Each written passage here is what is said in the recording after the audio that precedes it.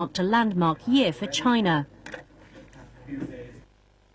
In March, President Jiang Zemin handed over power to Hu Jintao and a new generation of leaders.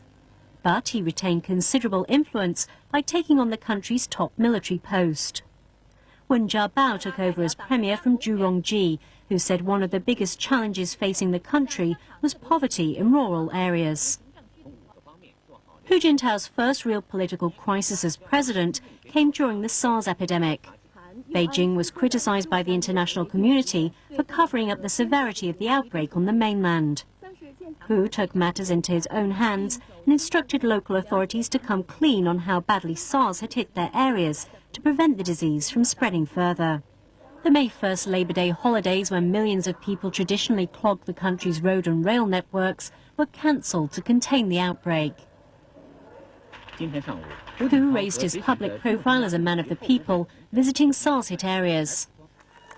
After SARS was brought under control, it didn't take China long to bounce back.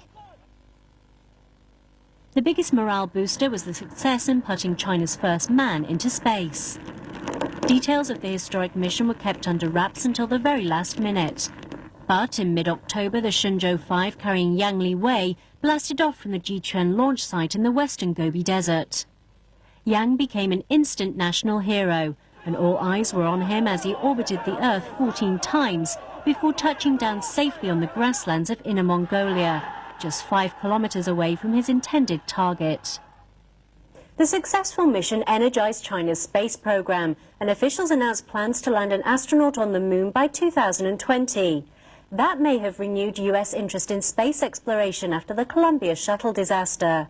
The Americans are now planning a manned mission to either the moon or even further afield, to Mars.